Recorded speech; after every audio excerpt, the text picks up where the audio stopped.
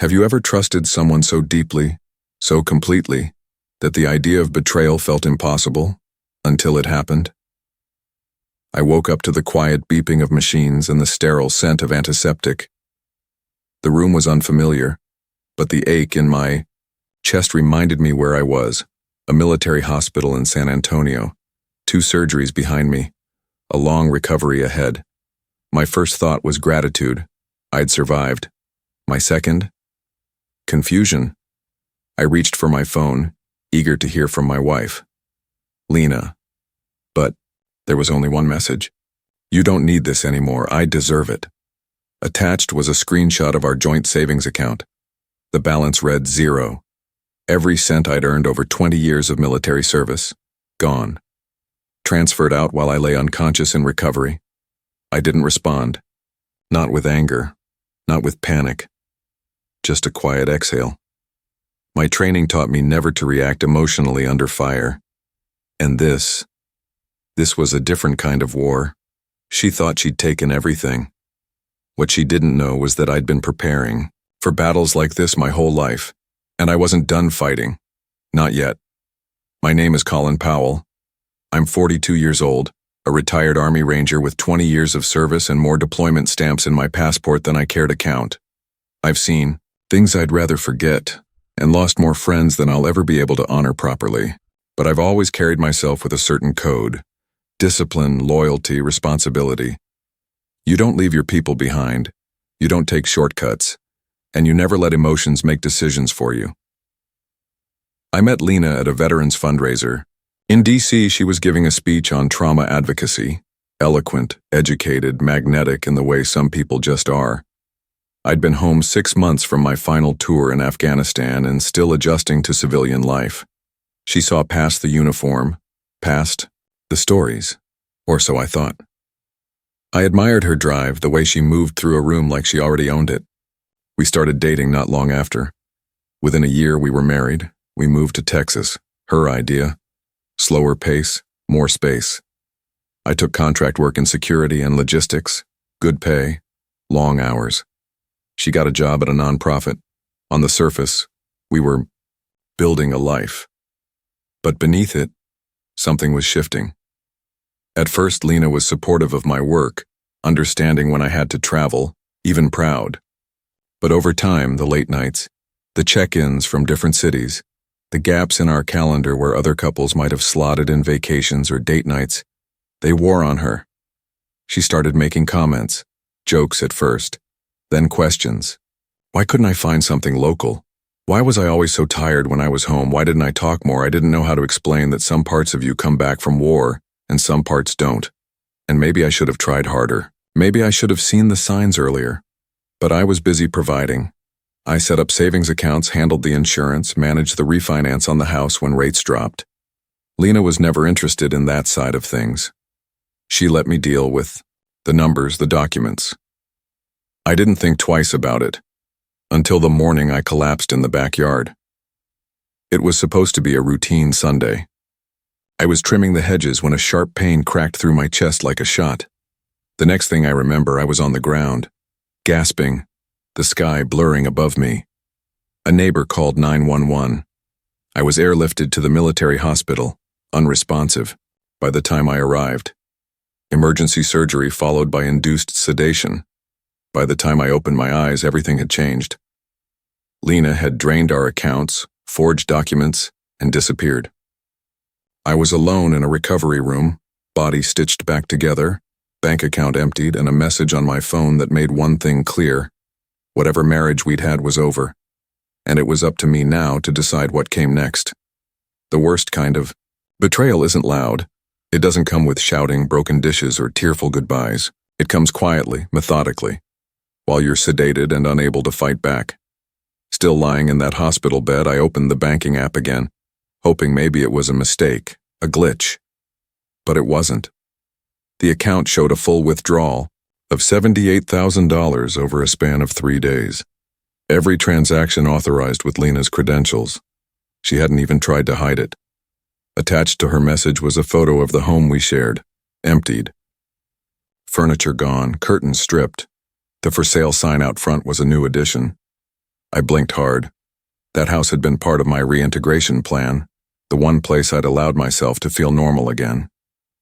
I'd bought it with a VA loan, refinanced it 2 years earlier to lock in better rates and place it fully under my name. Lena hadn't wanted to be bothered with the paperwork. Her exact words were, "Just handle it, babe. I trust you." Funny, how easily that trust evaporated when there was money on the table. I checked my email next. Buried among appointment reminders and VA updates was a forwarded message from a title company. Closing confirmation. The home had been sold. The proceeds? Routed to a bank account I didn't recognize. Not ours. Not mine. Not even in the same state. The signature on the seller's disclosure had my name on it, except I hadn't signed anything. Lena had forged my consent, likely using old documents or copies she had stored at home. It wasn't just betrayal, it was calculated fraud. I called the title office, trying to stay calm. The woman on the other end of the line sounded apologetic when she realized who I was. "I'm so sorry, Mr. Powell. We were told you were incapacitated and unable to handle your own affairs. We have a medical power of attorney on file signed by your wife." "I never signed that," I said, my voice low and steady. She hesitated. "It was notarized electronically. Do you want me to send you a copy?" When I opened the document, I stared at the signature. It was a near-perfect replica, but I knew better. The date was from 2 weeks prior to my collapse. The notary? An out-of-state service that never verified my identity. Lena had planned this. And it wasn't just the house. Over the next hour, I confirmed she'd liquidated our mutual funds, closed the credit card we used for shared expenses, and transferred everything, including the rainy day fund I'd kept untouched since my discharge, into a private account under her name. She'd even updated her mailing address, Miami, oceanfront property. Bold. I should have been furious, and part of me was. But more than that, I felt humiliated, disrespected, used. I had marched through villages in Kandahar with enemy fire snapping overhead, trusted my life to squad mates I barely knew. I had faced IEDs, sniper ambushes, hostile informants, and yet, the most damaging betrayal of my life had come from the woman who once vowed to protect my heart. I thought back to the last time I saw her, 3 weeks before the incident. She'd been distant, sure, but I'd chalked it up to stress.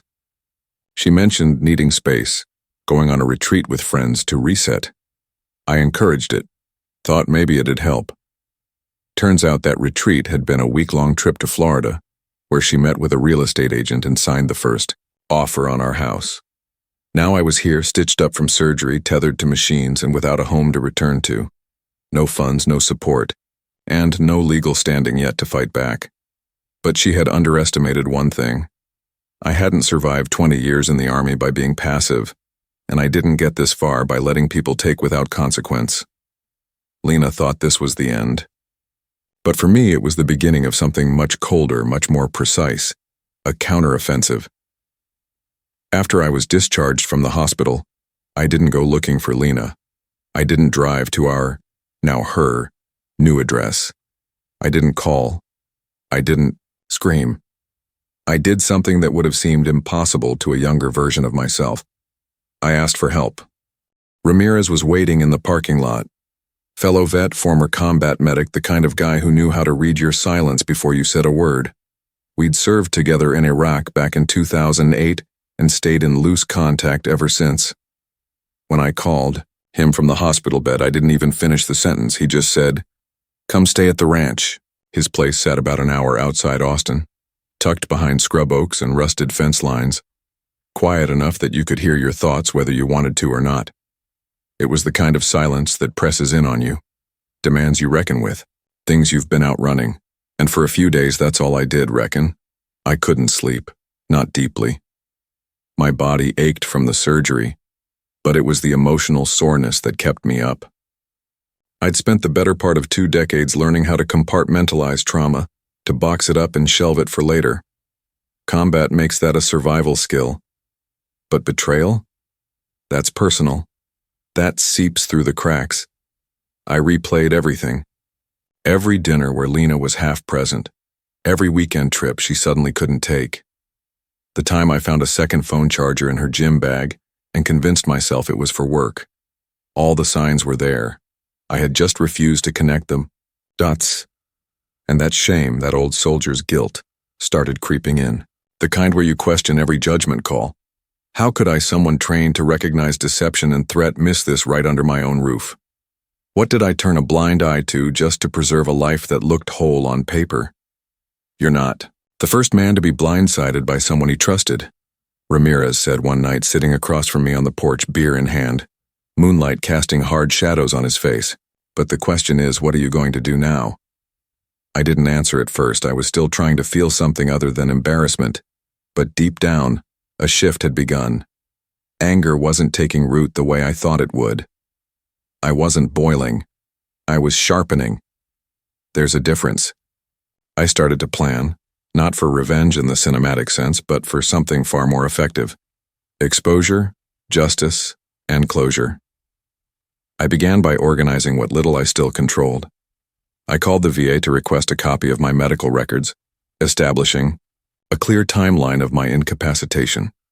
I requested the property transaction documents from the title company, focusing on where the signatures didn't match.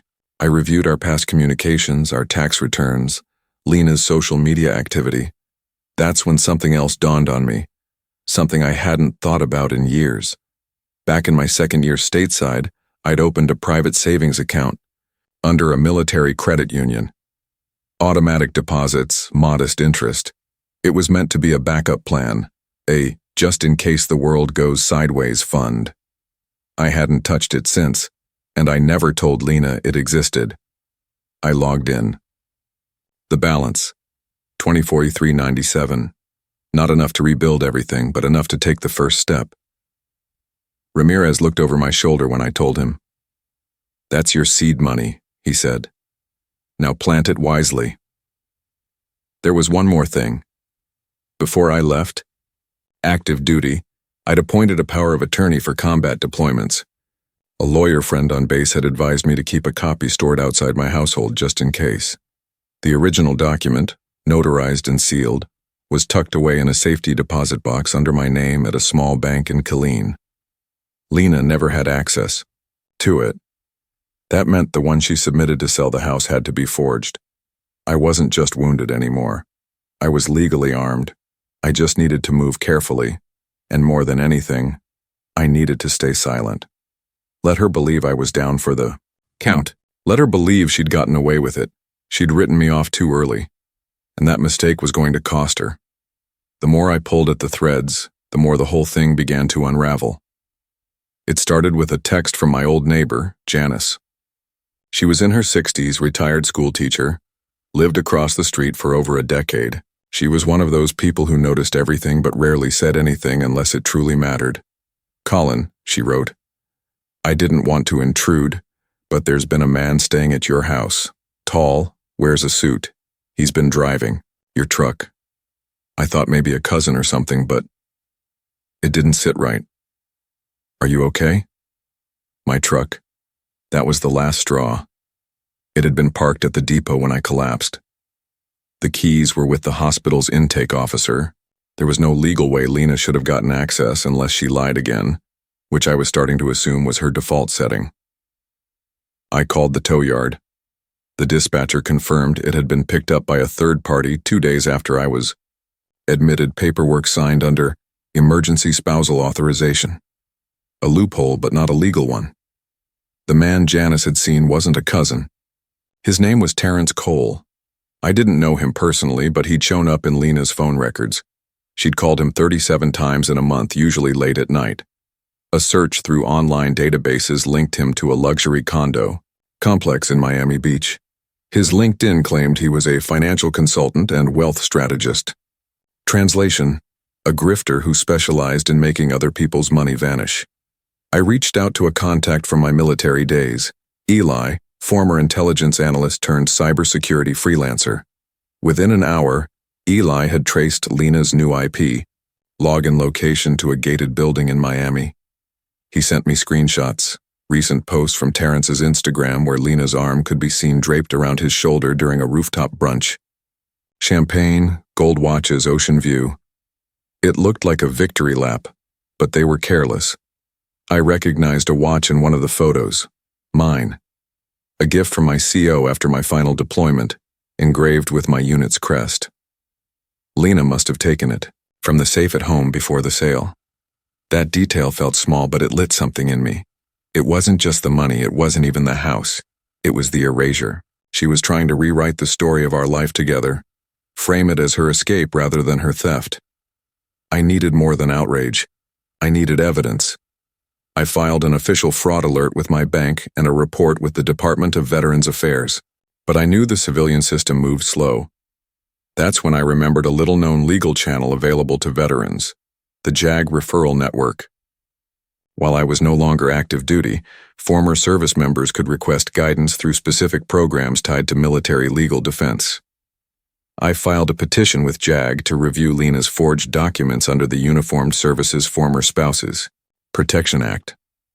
It was a long shot, but it opened the door for something bigger, an inquiry into whether she had used my medical status to exploit federal protections intended for disabled vets. Because she had done just that. I found multiple applications in her name for housing vouchers, medical reimbursements, even a disaster relief grant, all tied to my status as a 100% disabled veteran. The most damning, a payout she requested as my primary caregiver, while I was hospitalized. She had literally profited off my vulnerability. The paperwork even included a box check next to combat injury trauma, as if she were the one who'd carried the weight of war. Every detail was more infuriating than the last, but I kept my focus. I began printing everything. Screenshots, emails, financial records. I organized them into labeled folders. One copy for me, one for Ramirez, one to be sealed and handed to the lawyer I was about to hire. There was one final piece I hadn't yet confirmed.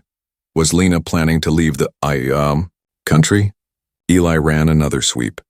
Using metadata from Lena's cloud backup, he found a PDF saved just days earlier. One-way travel itinerary, Miami to Portugal. Business class. Departure, 10 days from now. She wasn't just stealing from me. She was preparing to vanish entirely. That was the tipping point. I called Harper Klein, a military-adjacent attorney who'd helped friends of mine navigate messy pension disputes and combat-related family cases. She agreed to meet in person the following afternoon. "You're not just looking for a divorce," she said after reviewing the first folder. "You're looking to build a case." I nodded. "I'm not chasing her. I'm not throwing punches. I want her exposed." Harper closed the folder, tapped it once with her pen. "Then we're not playing defense, we go proactive. You sit tight. I'll draft motions for fraud, asset freezing, and federal benefit abuse. If she wants to disappear, we make sure she can't take a cent with her." And just like that, the tide shifted. I wasn't the wounded veteran anymore. I was the man laying down a perimeter, the man watching quietly through the scope. Steady breath, waiting for the exact moment to strike, and she had no idea what was coming. Harper didn't waste time. Within 48 hours, she had filed motions with the county court to initiate a formal freeze on all joint assets and a temporary injunction, preventing the transfer or liquidation of property acquired during the marriage. She also submitted a federal fraud alert, invoking my veteran status as grounds for expedited review. The wheels of justice move slowly for most, but there are corners in the system, hidden corridors built for those who've served, where speed becomes a form of respect. Harper knew every one of them. While she worked the legal side, I went to work on something else, reclaiming my presence. For days, I'd let Lena and Terrence believe I was silent, licking my wounds somewhere, maybe still in a hospital bed too, weak or too defeated to act. But silence had always been my strongest weapon. You learn that in combat. Let the enemy overextend. Let them think they've won. Then strike. First, I contacted my old dispatcher, explained the situation, asked for access to my driving logs, route history, and records of all delivery payments over the past year. It wasn't just a paper trail. I needed documentation to show that the bulk of our marital assets had come from my labor, not Lena's nonprofit salary. My dispatcher, an old Navy guy named Drew, said, "Anything you need, brother," and emailed me more than I even asked for. Then I called the credit union that held my hidden backup account. With Harper's help, we transferred the entire amount into a trust in my name, protected under a clause reserved for veterans undergoing litigation. It wasn't a fortune, but it was enough to cover legal costs and give me breathing room. I wouldn't be cornered again, not financially, not emotionally. We also pulled Lena's credit. What we found was a web of lies spanning over a year. Multiple credit card accounts opened under both our names, with balances racked up at designer boutiques, resorts, and luxury car rentals. Some charges had been disguised under innocuous vendors, but Eli cross-referenced the merchant IDs and traced them to high-end retailers in Coral Gables and Key Biscayne. "You're not dealing with someone who just got greedy," Harper said. "You're dealing with someone who's been preparing for a life without you, probably for longer than you even realized." That night I couldn't sleep, not out of anger, but out of clarity. The kind of cold surgical clarity that precedes a mission. I sat on Ramirez's porch with a mug of black coffee, listening to coyotes in the distance, and outlined every step of the next 2 weeks like I used to plan patrol rotations. The objective wasn't just retribution, it was exposure. I didn't want to win quietly. I wanted her to see the ground crumbling under her feet, piece by piece, as the narrative she'd crafted began to fall apart. By the end of the week, Harper had filed a petition for early deposition, citing imminent risk of asset flight. The court granted it. Lena would be required to appear in Texas within 10 days to provide a sworn statement about the property transfer, the account withdrawals, and the forged documents. "We're baiting them," Harper said. "Once she steps foot in Texas, we have jurisdiction to hit her with everything, civil, financial, and possibly criminal." To strengthen our case, we submitted a request to subpoena Terrence Cole, citing probable cause for conspiracy to commit fraud and identity theft. That was more symbolic than strategic. We both knew he'd try to stay out of court. But the real win would be if he ran. Fleeing would imply guilt, and the judge would see it. While Harper filed motions, I made another call. This one to my niece, Rachel, a second-year law student interning at the state attorney's office. She offered to help comb through digital records in her off hours. Smart kid, sharp eye. She flagged something no one else had caught. "Uncle Colin," she said one night over the phone, "I found a series of transfers from a Shell LLC Lena opened in Nevada. It's registered to her maiden name, shell companies, offshore banks, all signs of someone trying to move money out of traceable accounts." But now we had her. Harper filed to freeze the LLC, presenting evidence that the assets were marital, funds disguised as business capital. It was all falling into place. But we weren't done. I had one more move in mind, one that wasn't about money or legal leverage. I dug out an old external hard drive where I'd saved video journals during therapy a few years back when I was dealing with insomnia, survivor's guilt, and the quiet panic of peacetime. There was one entry, recorded just a month after Lena and I got married. In it, I spoke about her, about how I wasn't sure I deserved love, and how she made me believe I did. It was raw, honest. I sent it to Harper. "You sure?" she asked. "Yes," I said. Let them hear the man she decided wasn't worth the truth. Let them know who she betrayed. Because this wasn't just a court case anymore. It was the story of a soldier who gave everything, and the woman who gambled it all, thinking he'd never stand back up. Lena came back to Texas the way people walk into courtrooms thinking charm still matters, dressed in polished designer neutrals, sunglasses perched on her head like armor, and a soft, concerned smile she'd probably rehearsed in the airport mirror. Terrence wasn't with her. Whether he was hiding, stalling, or already running didn't matter. This part was hers to face. The deposition wasn't in some grand courtroom with a gallery of onlookers.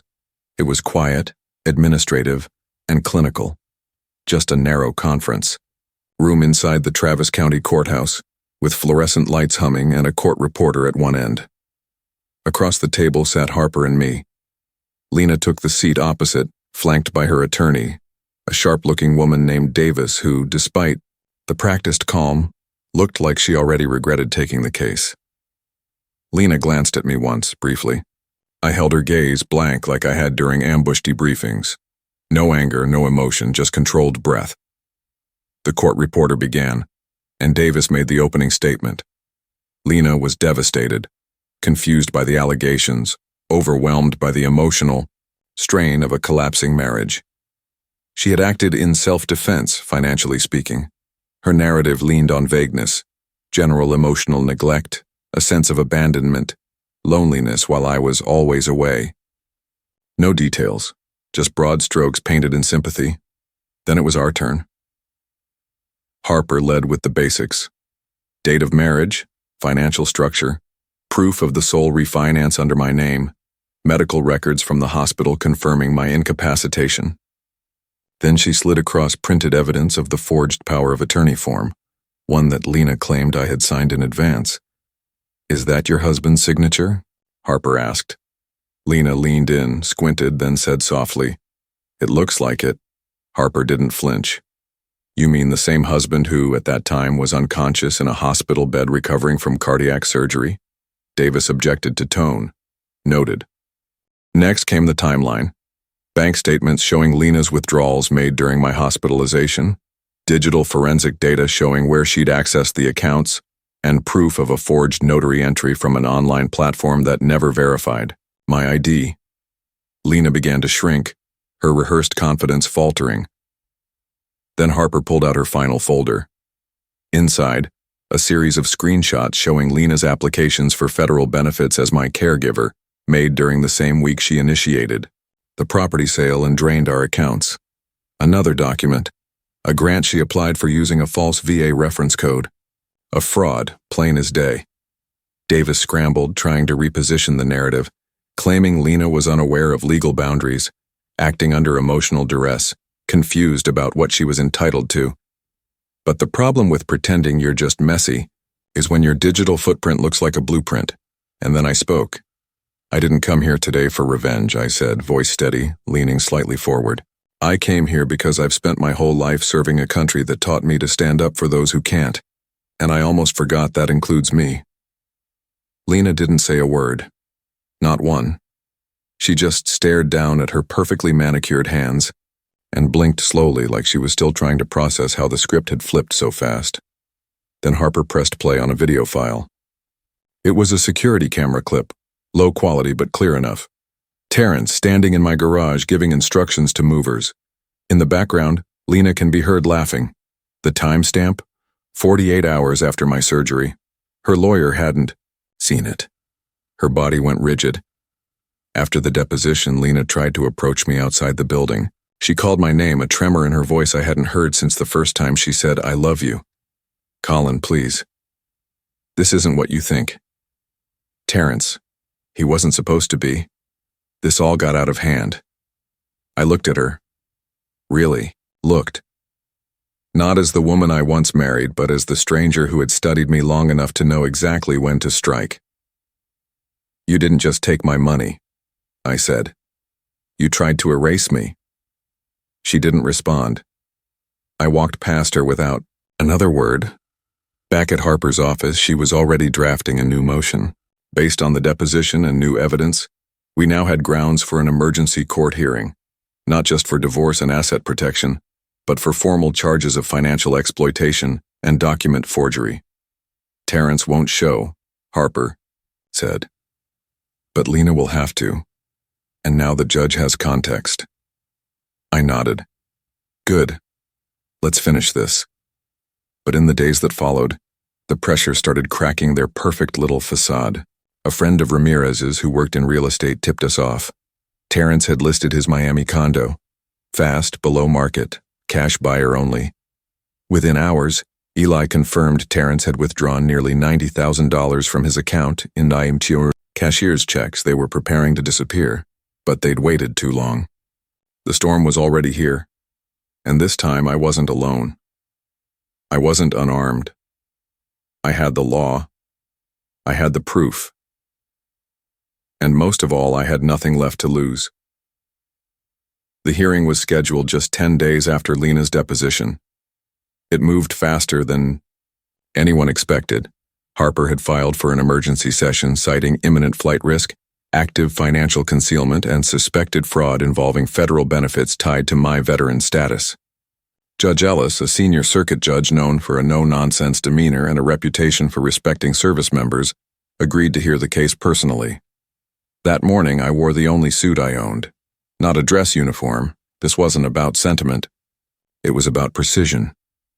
Harper looked at me before we entered the courtroom and said, "No matter what happens, don't react. Let the facts do the damage." Lena arrived just before the hearing, this time looking less put together. Her hair was pinned too tightly, her makeup trying a little too hard to cover what sleep and anxiety couldn't. Her attorney, Davis, had dark circles under her eyes and a folder so thick it looked like she'd tried to bring a defense for every possible angle. As we sat down, the court clerk called the session to order, and Judge Ellis entered, adjusting his glasses as he skimmed through the motion brief in front of him. "Mr. Powell," he began, looking up from the papers, "I've read your statement and reviewed the preliminary evidence. I understand you are seeking a freeze on all joint assets, full restitution of misappropriated funds, and an investigation into financial fraud involving federal veterans' benefits. Is that correct?" "Yes, Your Honor." He turned to Davis. "Ms. Davis, your client withdrew nearly $80,000 during her husband's hospitalization, sold the marital home without his direct consent, and applied for multiple benefits in his name. What justification does she offer?" Davis stood. "Your Honor, Mrs. Powell believed at the time that her husband had effectively abandoned their marriage. She was led to believe he would not recover and acted in what she thought was her own best interest, albeit perhaps hastily. As for the benefit applications, she was under the impression that as his spouse she had access to certain resources. Was she also under the impression that forging documents and misrepresenting her husband's medical condition to federal agencies was legal?" The judge interrupted, raising an eyebrow. Davis flinched but pressed on. There was no intention of criminal behavior, only confusion. The emotional strain. "I don't rule on feelings, counselor," Judge Ellis said, setting the folder aside. "I rule on facts, and what I see here suggests a deliberate pattern of deception." Harper stood. "Your Honor, if I may submit a video clip as supplemental evidence. It further supports the timeline and intent of the defendant's actions." With the court's permission, she played the garage footage again, Terrence directing movers, Lena in the background. The audio was clear enough to catch her voice. "Don't scratch the metals, I'm selling those separately." There was a visible shift in the room. Even Davis closed her eyes for a second. Then Harper followed with the kicker. A recorded voicemail Lena had left Terrence just days earlier, retrieved from his compromised cloud account, courtesy of Eli's digital forensics. In it, she said, "I don't care what Colin finds out. He's too weak to fight back. By the time he hires a lawyer, we'll be long gone." The courtroom fell silent. Judge Ellis leaned back. "Ms. Powell, do you deny this is your voice?" Lena sat frozen. Davis responded for her. "No, Your Honor." "I see." He paused, then spoke with calm finality. "Based on the documentation, financial trail, and clear intent to defraud, I am granting the emergency injunction. All joint and individual accounts associated with the defendant will be frozen pending full discovery. I'm also referring the matter of federal benefit fraud to the U.S. Attorney's Office." Davis stood again, trying to salvage what she could. "Your Honor, my client was not aware that Mr. Cole," the judge interrupted, "is not here. But the court has enough evidence to implicate him as a co-conspirator. Should he appear in this jurisdiction, he will be subpoenaed and charged accordingly." He turned to me. "Mr. Powell, due to your medical status and the demonstrated exploitation of that condition, I am granting you temporary sole possession of any remaining shared property and assets not under lien. You are also entitled to recover legal fees from any remaining marital funds." Lena finally spoke. Her voice was small, like a whisper someone tried to make sound confident. "Colin, this isn't who I am." I looked at her, not in anger, but with something deeper. Disbelief that after all this she still thought there was a version of the truth where she looked innocent. No, I said quietly. It's exactly who you are. You just never thought I'd see it. When the judge dismissed us, Harper turned to me and said, "That wasn't the end, that was the beginning of her unraveling." She was right. The press got wind of the ruling, local coverage at first, then picked up by a few military advocacy groups. The angle wasn't just fraud. It was exploitation of a disabled veteran, a betrayal of someone who had served his country, only to be stripped of everything by the person who swore to stand by him. Lena's name was suddenly searchable next to words like fraud, conspiracy, and federal investigation. Terrence vanished. Accounts emptied. Condo sold off to a shell buyer in cash. But he couldn't outrun everything. We had enough to keep him tethered in court records for years. What mattered most to me wasn't the money. It was the record. The truth. And the fact that when she thought she had written the final chapter of my life, I stood up, took the pen back, and rewrote the ending. 3 months after the hearing, the divorce was finalized. Lena didn't contest it. After the injunction, the federal fraud referral, and the public exposure, she had no leverage left to play. Terrence never reappeared. Word was, he'd fled to the Caribbean under a fake name, leaving her to deal with the fallout. In the final settlement, the court awarded me full ownership of what remained of our assets, including the military pension she had once claimed entitlement to. Lena was ordered to repay a portion of the withdrawn funds, now categorized as misappropriated marital property, and to cover all my legal fees. The house? Gone. Sold to strangers. But I didn't care anymore. I didn't want walls that echoed with lies. Instead, I used a portion of the restored funds to buy a modest cabin just outside Georgetown. Nothing flashy, just quiet. It had a front porch, with a swing, a little garden, and enough space to breathe. I took a job with a local veterans outreach program, not for the paycheck, but because I knew what it was like to come home and feel like you no longer fit. What happened to me wasn't unique. That was the hardest part to swallow. So many vets lose everything, not on the battlefield, but right here, at home. And no one tells you how to fight back without a weapon in your hand. Lena moved out of state. Last I heard, she was trying to rebrand herself as a financial coach. Irony writes itself. Some nights I sit on the porch with Ramirez or with my niece Rachel, who's now in her 3rd year of law school, inspired partly by the case she helped crack. We don't talk about Lena. We don't need to. Justice already did the talking. I don't hate her. That would mean I still gave her power. Instead, I think of her as a closed file. Just one more mission completed, one more chapter behind me. What she took was temporary. What I rebuilt was permanent. She tried to erase me. Instead, she reminded me who I was, and now, for the first time in years, I live without armor. Not because I don't need protection, but because I know exactly what I've survived. Colin's story isn't just about betrayal, it's about resilience in the face of quiet destruction. It reveals something we rarely talk about openly, how trust, once broken by the person closest to us, doesn't just leave a scar. It challenges everything we believe about ourselves. What makes this story powerful isn't the loss. It's the way Colin chose to respond, with discipline, clarity, and a sense of justice rooted not in revenge but in principle. That's a kind of strength you can't fake. The kind that reminds us, healing doesn't come from striking back.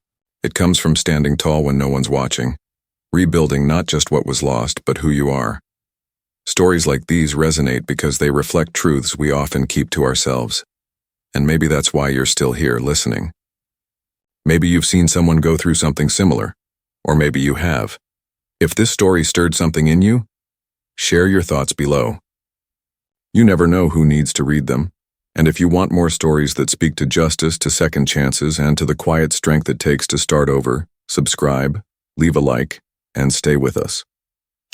Because sometimes the most powerful comebacks don't look like explosions, they look like silence followed by footsteps forward.